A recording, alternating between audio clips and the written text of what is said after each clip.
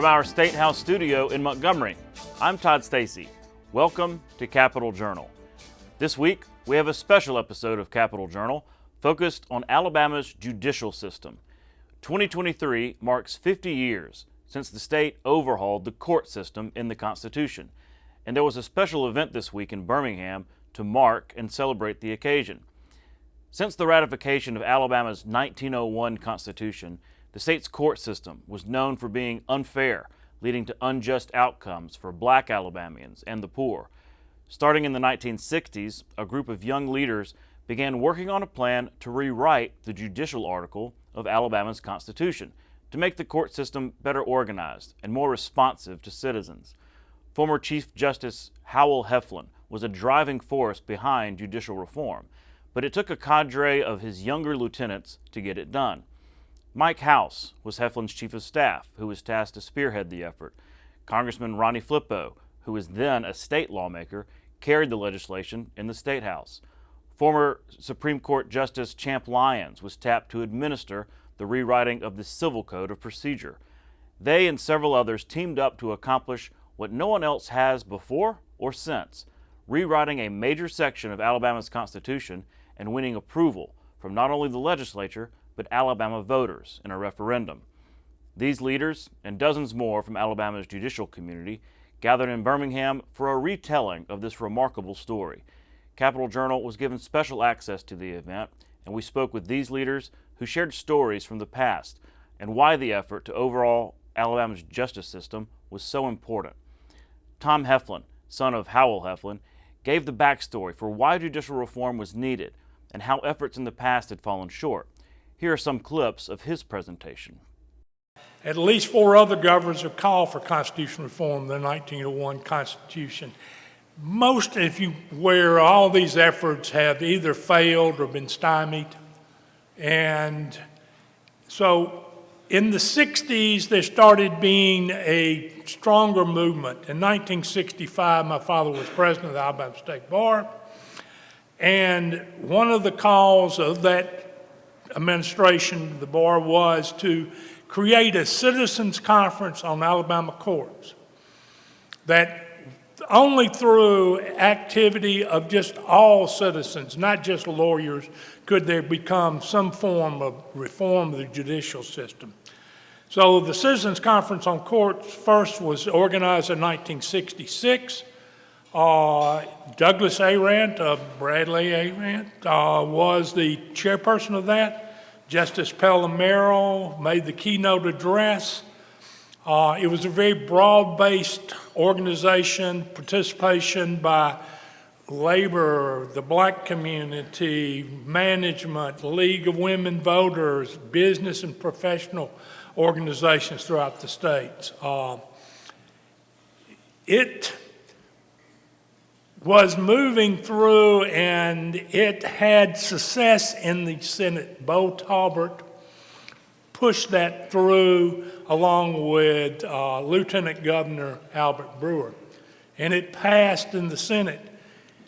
However, it went to the House. Governor Wallace was not particularly in favor of what it was trying to accomplish, and the bills, instead of going to the Judiciary Committee, were signed to the Highway Safety Committee.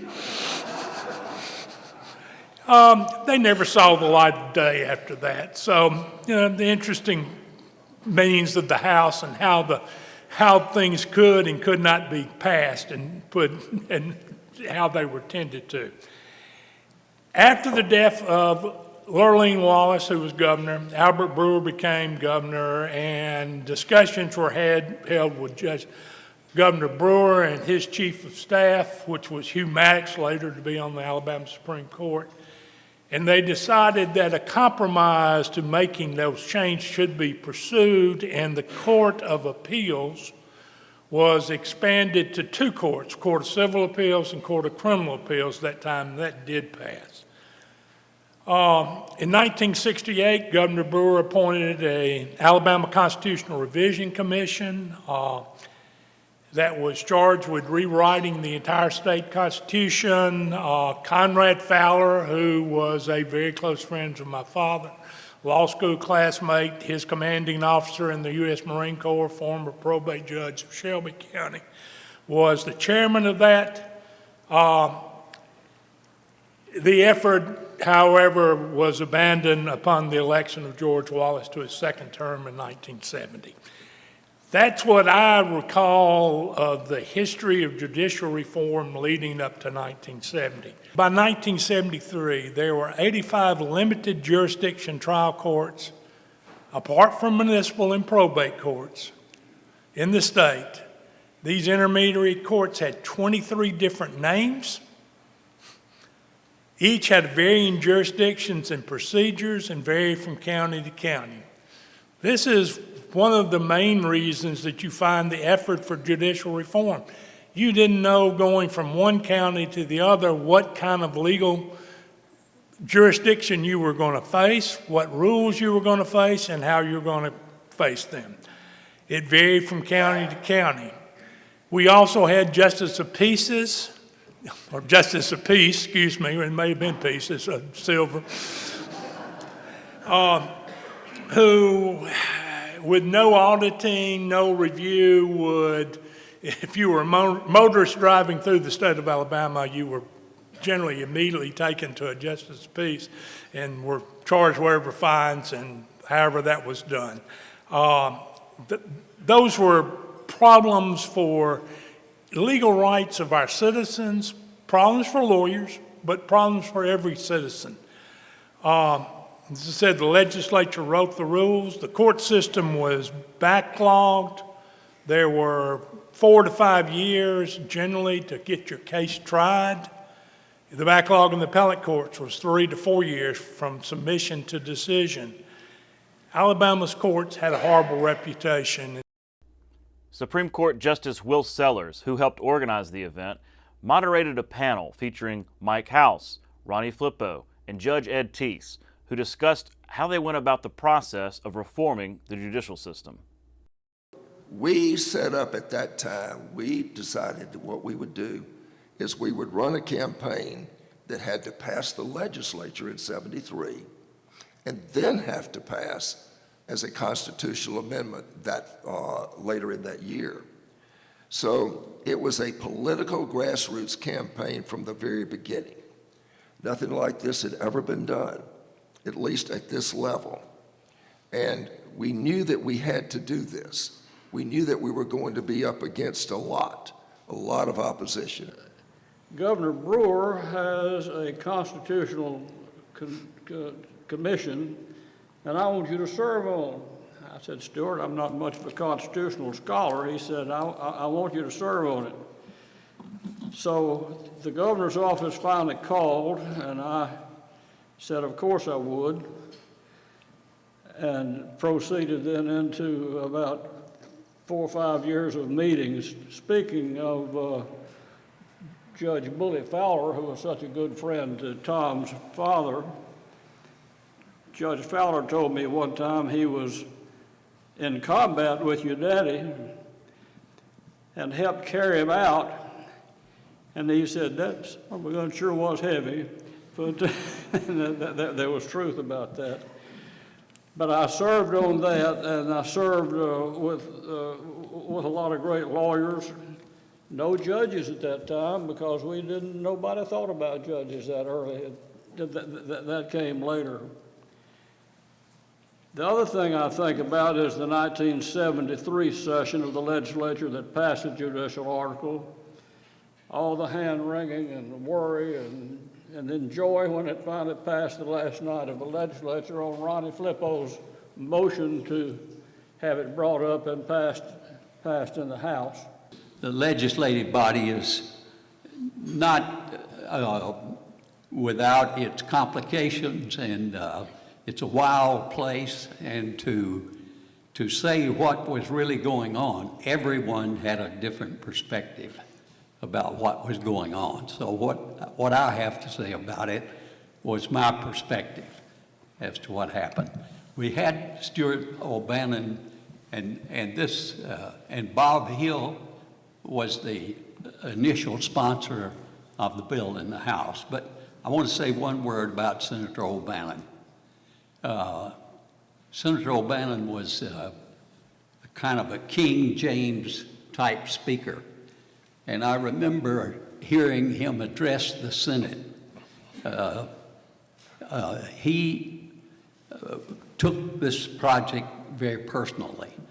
And he worked with every member of the Senate all year long to explain what they were trying to do. And he got commitments from those senators. And the time to pass a bill is when you have the votes. And he got the votes. But when the bill was coming up before the Senate, Senator O'Bannon made his final speech.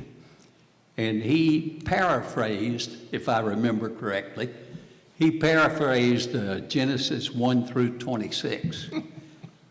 As long as man has dominion over the earth, as long as he has control over the fish that swim upon the deep and the birds that fly in the air, as long as he has control over everything, every creeping thing that creepeth upon the earth, how long will I remember this vote?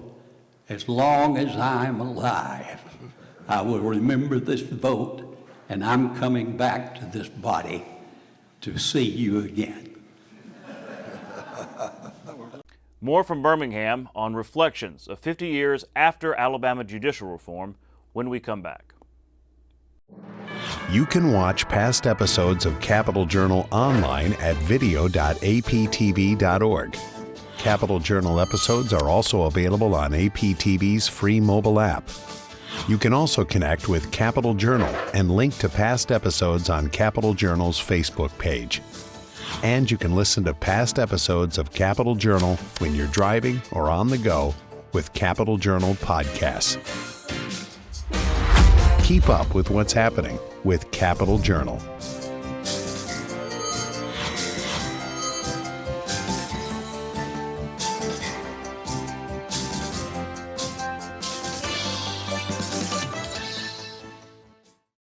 We're back here in Birmingham at the Florentine, where we've been a part of this 50-year anniversary celebration of the reform of Alabama's judiciary system. Joining me next to talk about it is Mike House, former partner of the Hogan Lovells International Law Firm. Mike, thanks for coming on Capital Journal. Thank you. Thank you. It's a pleasure. Glad to be here. Well, we've enjoyed today's event, learned a lot, but I was really curious about how this came together. I know you were deeply involved in helping make this happen. We'll get to the background later, but when did this start coming together as an event? This event here that we had today, well, what happened is the Bar Association decided they wanted to do something for the 50th anniversary. It's hard to believe that it's 50 years later. It really is. And so we did something at the Alabama Bar Association. But we appreciate what y'all are doing today in filming it, because it wasn't filmed at the time. And this is something that is really important to the history of this state. Think about this. This is the only major change in the Constitution since 1901. There's been small changes, but there's never been something this structural. And so this is something that the Bar Association is very proud of, and they should be. Absolutely. And the court system. Well, what I enjoyed hearing so much was you and your then colleagues talk about, y'all are, some of you not long out of law school, kind of early staffers in your career and everything, and you made the comment that, if we had been even just a little bit older, we would have been so cynical, we wouldn't have thought this could happen. But you talk about that, maybe is that a lesson to younger people today that, y'all just went out and did it and counted, believed in yourself and didn't let the naysayers get you? Well, I think it's a great lesson for young people in that I'd been 1 year running a campaign. And so I remember going up to the hill, or Capitol Hill, or whatever you want to, Goat Hill we used to call it. And they said, Mike, you're a bright young man and you're great and all of that, but there's no way that y'all are going to pass this. And just like Ronnie Flippo talking about, he was a freshman. And even Heflin, to a large extent, he was an outsider. Okay. You know, he was from North Alabama and had never really held office. And so we just didn't know that it couldn't be done. And, you know, but the key to this is always preparation, strategy. I mean, that's how, you don't win just because you're brand new at the game. You really have to have thought through this. And Heflin was a great strategic thinker in that sense. I was, having done a campaign, I really looked at it differently than we had looked at it in the past, which I said, we've got to have a massive grassroots organization to win. We have to win this in the courthouse. We have to win this with the lawyers, and we have to win this as the grassroots. And that, I think that was critical. But again, nobody had ever done something like that. Talk about what it was like before. I visited with Justice Lyons about some of the civil procedure stuff, but even on the criminal side, what was it like before that maybe people don't remember that necessitated such a dramatic change? Well, I think it depended on the county. So if you look at especially the black belt counties, it was very unfair to blacks at the time. You could have a judge that was a probate judge. He could also be a county judge at the same time with jurisdiction over criminal and civil. And so I think in that regard that this was going to be a major change. And those were the people that primarily fought us in '73, were the people that really didn't want that change. You know, in essence, we fought the 1901 constitutional battle all over again. I was going to ask you, who were the opponents? Who were the ones really fighting this, not just in the legislature, but at the ballot box? Well, I think at the ballot box you had a number of probate judges that didn't want to change. Okay. You had some clerks of the court that were on a fee system. See, that was one of the things that we were doing, is we were taking the clerks off the fee system. You had some county judges that had that kind of jurisdiction. And so it was a lot of the court, what I call the courthouse establishment, the establishment within the counties, and then a number of legislators also.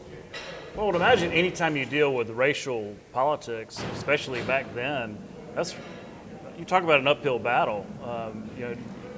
Decades and decades worth of institutionalized racism and the like. Well, you have to remember that we only had a few blacks in the legislature at the time.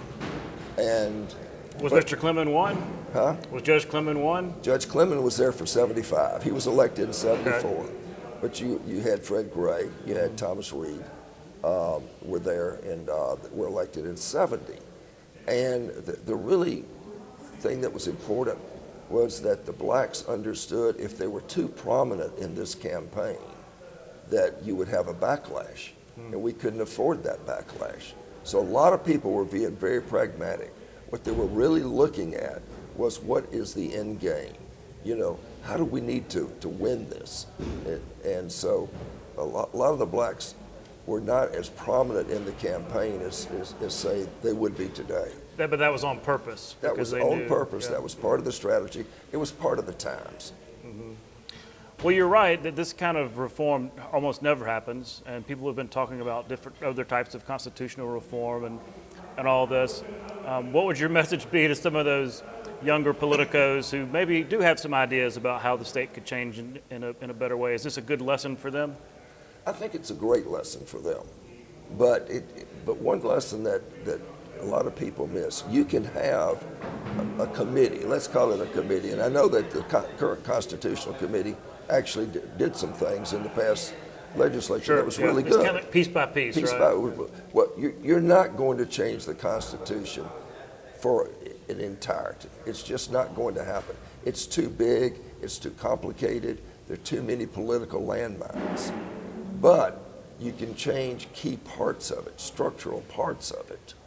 And one of the things, for instance, is like home rule for counties and cities, that the legislature controls now. And I know it's a big one. That's a big one. And so you have to say, all right, we're going to do that.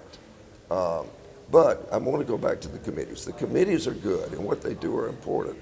But to do something as major as the judicial article, what we had to have a leader. And so you never get away from the fact that if you don't have good state leadership, it's difficult to do this. Mm-hmm. And you're speaking specifically of Howell Heflin. Yes. Yeah. Yeah. Howell Heflin was, I mean, he was focused, he was strategic, we were pragmatic, but we were also, you know, and behind all that was hard-nosed political operatives working on this. Mm-hmm. And it's the only way it worked. Well, speaking of being a political operative, I wanted you, I'm going to embarrass you and make you go over your career, because you've had a fascinating career on Capitol Hill and just taking you a lot of places. Could you kind of summarize, you know, after this sort of effort probably was the beginning and a liftoff for you in terms of your political career? Well, it was to a large extent, and I really had to make a decision because I went into private practice in 76. And then I managed Heflin's campaign in 78 at a very young age. And so I had to make the decision, was I going to Capitol Hill in D.C. as his chief of staff, or was I going to stay in Alabama? I had worked in D.C. before in Congress, mm-hmm. and I really enjoyed public policy. And so that was a big deal for me. And so I went up there for 8 years with him and then decided to stay. And I, over a long career, ran the governmental affairs operation for one of the largest law firms in the world. And that keeps you in policy. I bet. And so that's always been. Now, the great irony of that is that I retired from Hogan Lovells, started my own firm for a little bit, but my wife and I are moving back down here next year. So it's coming a full circle. Sure, it really has. Well, it's only a matter of time before we get you back to Alabama. Well, congratulations on that, because I know that's a big deal. Well, I think they've already accepted me to be on the Constitutional Commission Executive Committee. In fact, we're going to have a phone call tonight, and I look forward to it. Well, you certainly have some lessons to share from everything I learned today. It was a fascinating event. Thanks for letting us come along and help tell the story. Yeah, thank you. All right. We'll be right back. Haleyville native Judge Frank M. Johnson Jr. played a crucial role in shaping civil rights law in America. Johnson's legal decisions desegregated schools in Alabama and buses in Montgomery, eliminated the state poll tax, allowed blacks to serve on juries, and authorized the 1965 Civil Rights March from Selma to Montgomery. President Bill Clinton awarded Johnson a Presidential Medal of Freedom in 1995 for his landmark decisions. We're back here at the Florentine in Birmingham, where the celebration of 50 years after Alabama reformed its judicial system to create the unified judicial system. And joining me next to talk about it is former Associate Justice of the Alabama Supreme Court, Champ Lyons. Justice Lyons, thanks for coming on the show. Thank you. Well, it's been a fascinating event because I mean, just thinking back 50 years ago, to hear all the stories, you just did an interesting presentation on the civil code, and I want to get to that in a minute.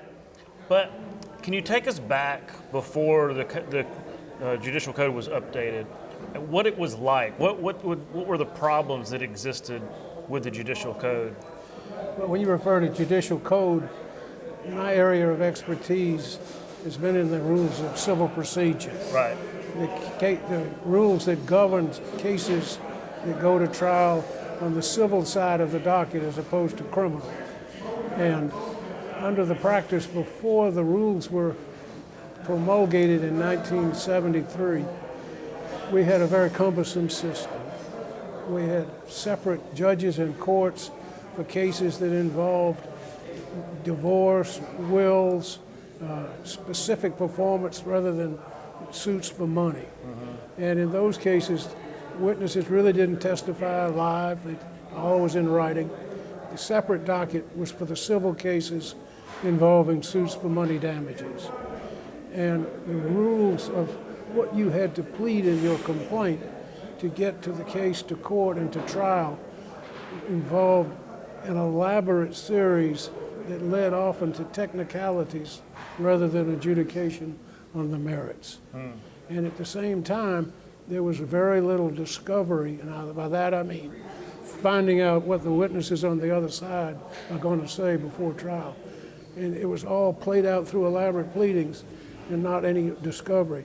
And then in 1955, the legislature said, okay, we'll have rules of procedure copied from the federal courts. So we had a simultaneous elaborate pleading and very elaborate discovery, and that didn't make sense. And so there was pressure to bring about a system where you would have simplified pleading and then discovery available to find out the facts and then put them together for a trial. So when the new rules of civil procedure were being drafted, you were the reporter. Talk about that role, because on the stage you said you were a kid, basically. Yeah, I was graduated from law school in '65 at the age of 24. And then 6 years later, I am thrust into being the reporter, which is more than being a secretary. You do the research and pull together the drafts and the writing and prepare them for review by the committee. And it was an honor. It really affected my career dramatically. And I went on to write books on the subject and was a frequent speaker and ultimately chaired the committee. And that was how it played out in my life. So when it comes to civil procedure, look, I'm not a lawyer, a lot of our viewers probably aren't lawyers, but these are the rules, these are the courts that citizens depend on to get redress, right? To adjudicate civil matters, separate from the criminal code. That really matters in a society that depends on the rule of law. Oh, absolutely. It involves the vital events that affect people's lives. Divorce cases, child custody, automobile accidents, insurance policy disputes, just across the board. And the system needs to function with the requisite degree of simplicity and at the same time thorough discovery so that the judges and the jury can have the best prepared case, that the lawyers can do the best job preparing. I want to ask you about your time on the Supreme Court and your tenure there, because so much had to change. I wonder how the court changed during your tenure there, because you had technology changes, you had political changes, but what was some of the biggest things you saw? Well, that's a great question. I was there almost 13 years, and my service terminated in 2011. One of the things that strikes me is today, the caseload at the Supreme Court is significantly lower, I think, than it was when I was there.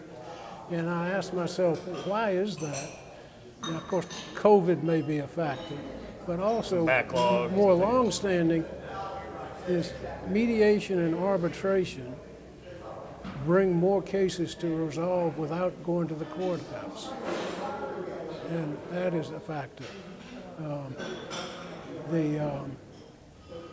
You might be able to make the case that Alabama Supreme Court today could get along fine with 7 justices. That's something I think that should be considered. Because there aren't many splits. You mean? Or just in terms of caseload? Yeah, I'm talking about the volume of work. Okay. It doesn't require 9 judges. Then another factor, I think lawyer advertising produces cases that get settled without trial. And there's probably an incentive there sometimes not to mediate.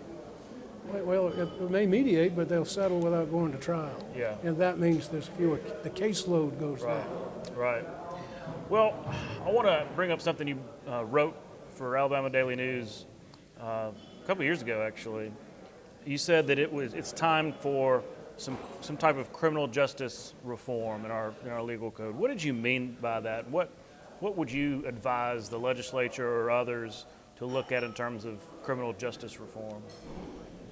First and foremost, pay heed to the pendency of 2 serious federal lawsuits involving the management of our prison systems, and to be aware of the consequences of an adverse determination in those cases. This is DOJ and the other one? And the mental health case. Beyond that, in terms of specifics, one of the issues that I have devoted a lot of attention to stems from some cases I wrote opinions in when I was on the court. And to try to put it in the very simplest terms, there was an era in the late part of the 20th century where multiple crimes led to no discretion. The judge had to send people to jail, life without parole. And then in 1990 or 2000, the legislature says, wait a minute, let's give the judge discretion to impose life without parole in a certain category of habitual offender cases. That was not made retroactive. So right now, you've got a class of people, maybe a couple of hundred or more, serving life without parole, most of whom are over 50 years of age, for a category of crimes that didn't involve physical harm to anybody, no sex offense, of course it's certainly not a murder, and yet they are there, whereas today somebody doing the same thing wouldn't get that strict a sentence. And I think that the legislature could create a remedy where these people could go back to court, and if they can show good conduct while incarcerated and a prospect for getting out and not coming back, that kind of a bill should pass. And it would reduce crowding, it would reduce expenses, and it would just be a positive thing. Well, we're almost out of time, but we've really enjoyed just this event. I've been struck by the photos that they've had going up. I mean, of some of y'all back in the day really starting this reform system that maybe was a long shot. So was it fun to be in the room with a lot of those folks that y'all went through this with and to see the old pictures and to share the old stories? Oh, it's been a stroll down memory lane, and there's only 2 members of the original Supreme Court committee still alive, and the other one couldn't be here, so it's been a long time. I mean, I look at Tom Heflin and I can see his father. Yeah. I mean, they look so much alike. It's been really gratifying. Yeah. Well, thank you again for your time, and we look forward to talking again soon. Thank you. It was an esteemed crowd of jurists here in Birmingham at the 50th anniversary of Alabama's reformed judicial system. Capitol Journal's Randy Scott caught up with some in attendance, including legendary federal judge U.W. Clement. This luncheon features many legal minds representing all points of Alabama, here to celebrate progress with the state judicial system. Some say they'd seen a time where that system wasn't the best it could be. Prior to the judicial article, the Alabama judicial system was in a mess. We had over 500 different kinds of courts in the 67 counties of Alabama, and lawyers found it difficult to know what court they were in at any given time. Well, they tried to reform the court system for more than 100 years, and Senator Heflin, as the Chief Justice, was able to get that done. Retired federal judge U.W. Clement and former state representative Ronnie Flippo remember those times well, and remember the effort by former state Supreme Court Chief Justice Howell Heflin to make improvements to the courts. Senator Heflin, then Judge Heflin, the Chief Justice of the Alabama Supreme Court, decided that it was time to do something to correct the situation. And so he started on a campaign to reform the Alabama judicial system. Well, I think the judicial article gave everyone a better chance of getting justice in the courts. And this event is honoring people who made that contribution possible. Participants at this Birmingham seminar say the Alabama judicial system is a constant work in progress. They gather here to observe the 50th anniversary of the passing of rules for civil procedure and look toward the future for more improvements. But to see those changes, they say they need to see more citizen involvement. Judge Clemens served as the first African-American federal judge in Alabama and one of the first 2 African-American state senators for Alabama since Reconstruction. He says he closely watched the effort to improve Alabama's judicial system to make it fair for all citizens. The system has been streamlined, and lawyers don't have to run around researching what particular court to file a case and to process a case. The overall result has been a reduction in the cost of litigation.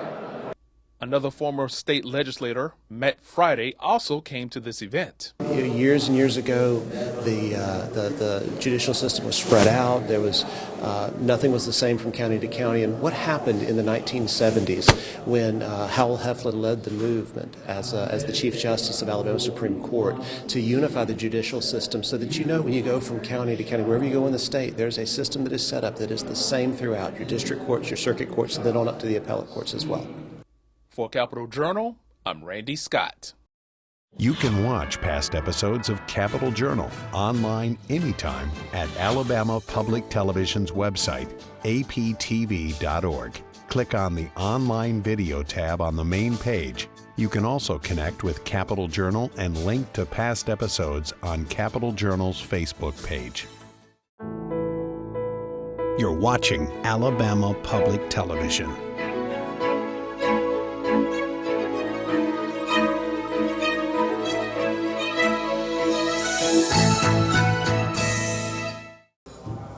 Again, we're here in Birmingham with the Florentine for this 50th anniversary celebration of the unified judicial system and all the reforms that took place 50 years ago in 1973. And joining me next to talk about it is Tom Heflin. Tom, thanks for coming on the show. Thank you so much. Glad to be here. Well, your name and your father's name loomed large over this meeting today. I thought it was great, the presentation you gave.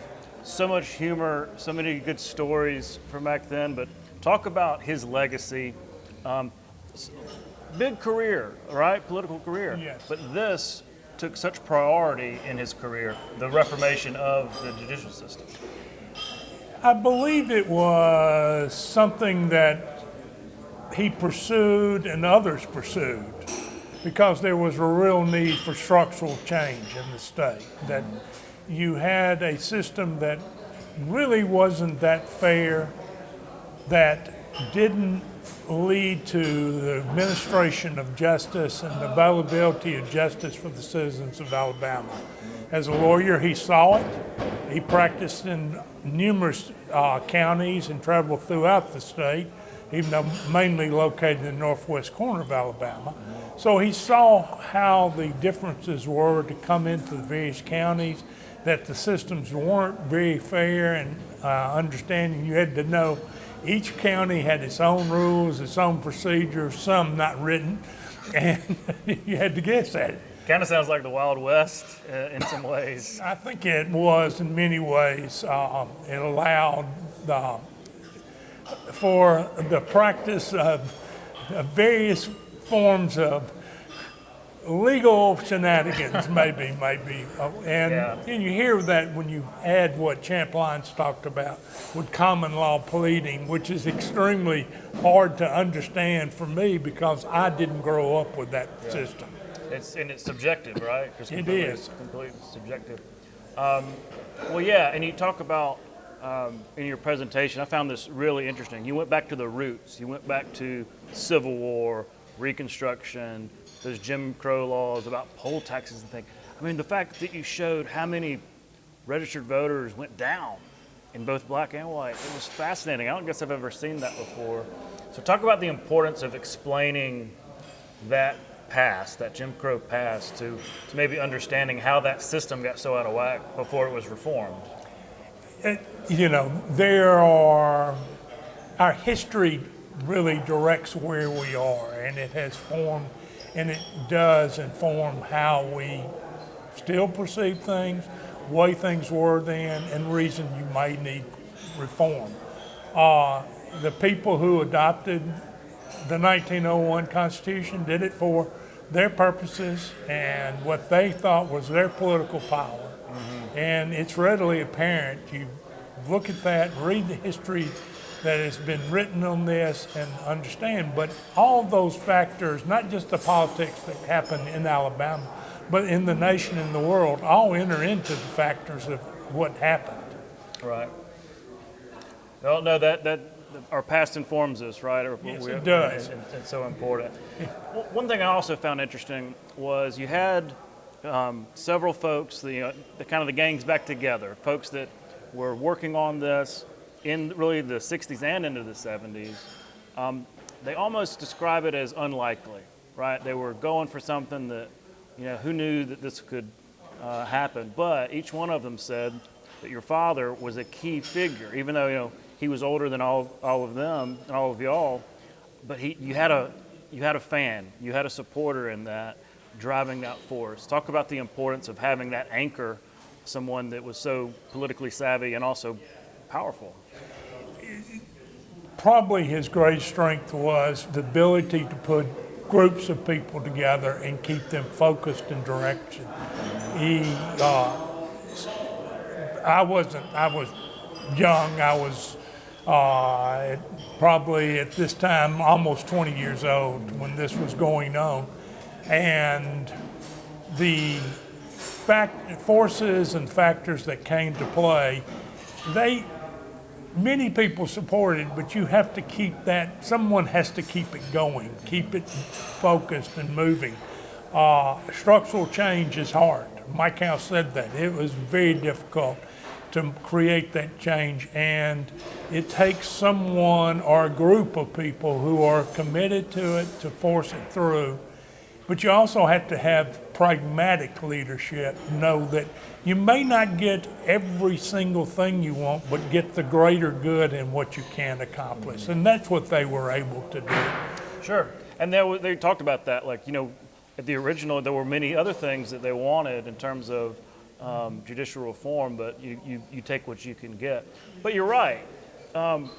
This kind of reform, this kind of major overhaul, hardly ever happens. They've been talking about wholesale constitutional reform for decades. They're kind of doing it piecemeal now. So what's your sort of message to the young Turks of today who may have some ideas about how they want to change Alabama for the better? It's going to take hard work. It's going to take grassroots work. I believe that's one of the secrets they understood, was putting together a citizens coalition, not just a group of business people, or just a group of lawyers, or a group of labor, or a group of minority voters, or whatever issue it is. It takes a whole group of it to pursue those goals and to put the pressure on, because if you know from dealing with the legislature in Montgomery, they are 140 different personalities with different agendas, and putting them together, and you have to get something through. It's not an easy task. The sausage making is not a pretty sight, they say. That's right. Well, that's why I find the stories of, somebody putting it in their pocket and walking away with a bill, and just things like that seem just, kind of wily, but really interesting. Yeah, you hear those stories throughout times. These stories about that the bill actually disappeared. Right. And it was in someone's pocket. The old school pocket veto, huh? Yeah, the old school pocket veto. It was an old story, and I've never verified it whether it's accurate or not, but that at one point a bill had passed by both chambers and needed to be transmitted to the governor for signature, and the speaker said, "Oh, that's good," and took it and left town. We laugh about it. It's kind of horrible, but that's the way it was in the old days, huh? Yes. Yeah. And so we have to protect against that. That's not what the people elect. It's kind of something one laughs at. They were stories of, votes, coming out of particularly the Black Belt, where that the vote totals in the 2001 Constitution were not,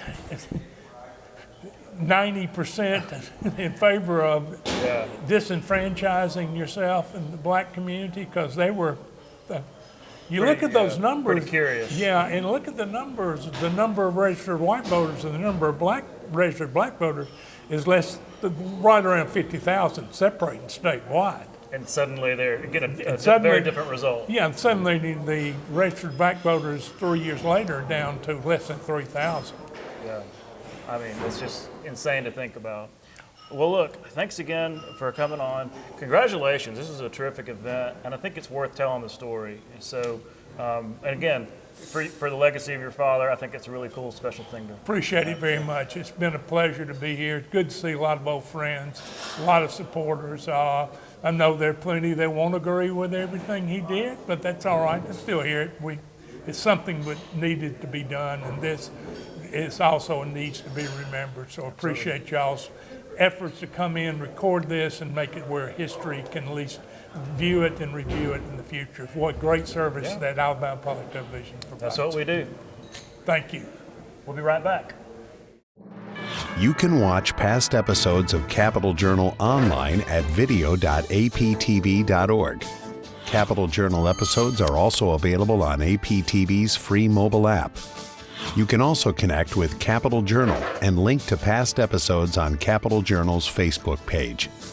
And you can listen to past episodes of Capital Journal when you're driving or on the go with Capital Journal podcasts. Keep up with what's happening with Capital Journal.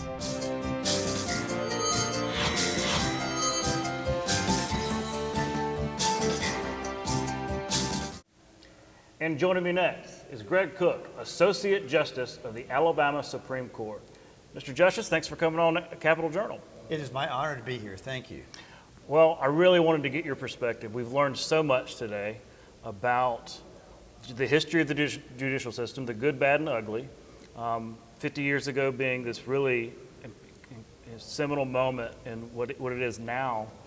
So we've heard a lot about that history, but you are a current Supreme Court Justice. So I'm curious what your thoughts are in terms of how that history impacts what you do on the court today. The rules of civil procedure are the rules that run our court system, and I know you interviewed Justice Lyons, retired Justice Lyons. I consider him one of my mentors, and he was the reporter, the one that actually wrote the rules in 1973. We really would not have the court system we have today. It is our ability to have a system that everybody trusts, that everybody knows is neutral. It doesn't favor one side or favor the other side, and this is not easy. We have the federal rules that we could look to as a guide for us, but we have to take those and apply them to Alabama. And in Alabama, we have a state court. We have a lot more cases filed than occur in federal court. We have different kinds of cases that are in federal court. So there was a lot of effort spent by Justice Lyons and that committee in 1973 to get it right. And over the years, we've tinkered a little bit with those rules. Before I came on the court, I spent 7 years on that committee, the Standing Committee for Rules of Civil Procedure, to try to get those rules right. And every time the federal rules are updated, we try to update the state rules, but we don't necessarily adopt what the federal system does. So one of the big issues today is there too much discovery? In other words, the pretrial phase of lawsuits, does that take too long? Does it spend too much time and too much money on discovery? Why are jury trials things that seem to be vanishing? Why do we have so few jury trials? And so those are things that, for instance, we updated our rules in 2018 to try to introduce an element of proportionality into that pretrial phase so that the trial judges would have the discretion to be able to say, we've gone too long, it's time to get to trial for this. I see. So, okay, so it's not just every 50 years we're changing our laws. Y'all are constantly kind of looking at what procedurally can happen. Now, this doesn't always require legislation, I'm guessing. It can be handled through administrative procedure. That's right. The committee, I think there are a little over 20 people in the committee. They are appointed by our court, and we appoint them for 3-year terms. And so every year we have to appoint new people to that committee, and then we have to reappoint some people to that committee. And they give us suggestions. They might revise a rule and send it to us and say, this needs to be changed. We'll look at it, we'll debate it internally, and then we'll vote on it. And we also have what's called a reporter of decisions within our court. And their job is to look at the exact wording. Is a comma in the sentence more descriptive, a more better way of expressing this? Can you use a different wording of the sentence to get to the same result? So we agonize over the commas and the exact words because the litigants out there, the lawyers, agonize over every word. Well, yeah, because anything can be parsed, and a comma could mean a completely different law. Oh yeah. Right? Oh yes. Well, no, that's really interesting. You talked about fairness, and you talked about the reasons behind this. I think it's so important. We don't get to report a lot on the judiciary. Yeah. I mean, typically when we're running a story, it's because there's a death penalty case, or there's some big lawsuit, or some kind of big end result, maybe oral arguments, but not even that.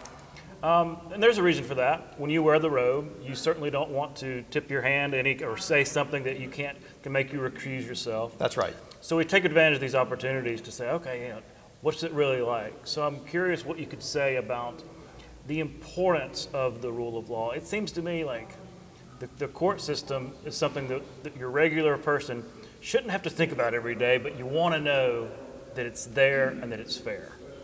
So I would analogize this to baseball. When you watch a baseball game, you know the rules are the same for both teams.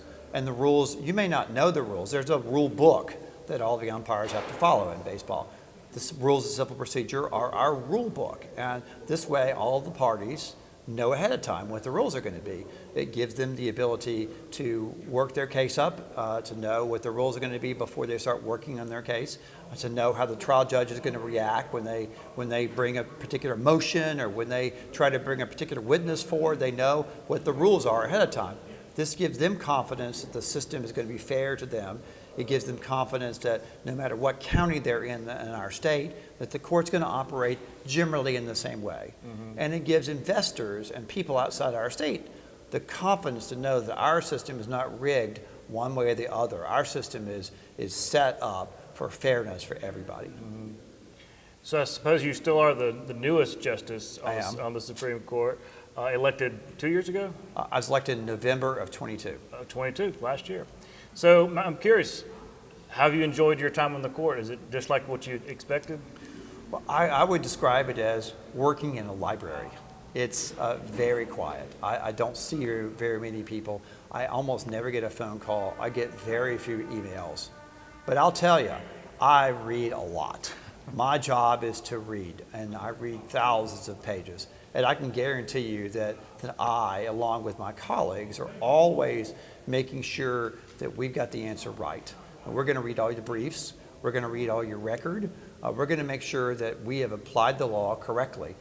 And if we grant you oral argument in your case, so that you're going to come in front of us, it's going to be a really hot bench. Our bench asks questions from the get-go, from the very beginning in an oral argument. And so one of the things I've been not surprised by, but I shouldn't have been surprised by, is how much our court pays attention. Everyone in my court pays attention to the cases in detail and really struggles to get the exact right answer and works really hard to make sure we've looked at the entire record. And we get better answers because we're building a consensus.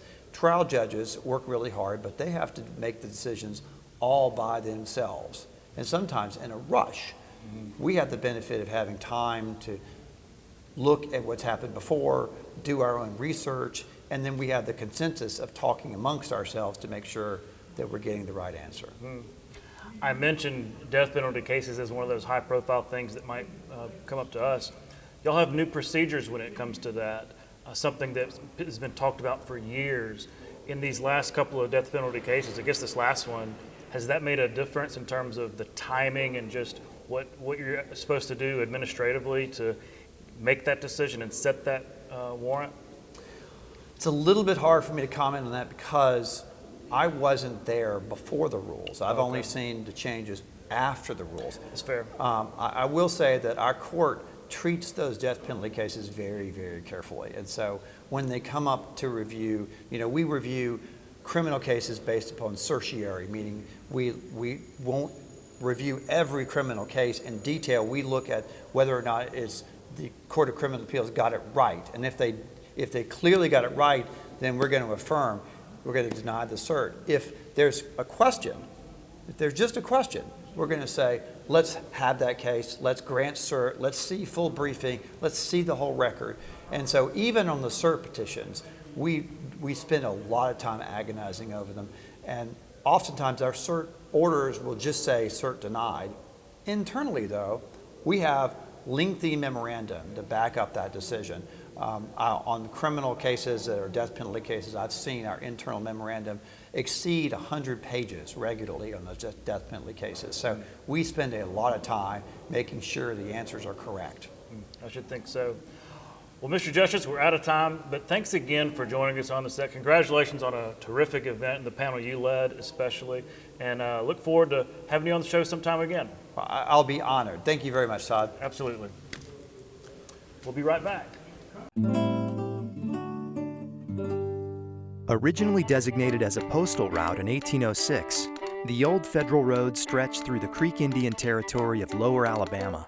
Alabama's Federal Road functioned as a major thoroughfare for western migration into the Old Southwest, ushering in a new era of national expansion and exploitation of Native American territory. Although much of the Federal Road has disappeared, portions of it remain today.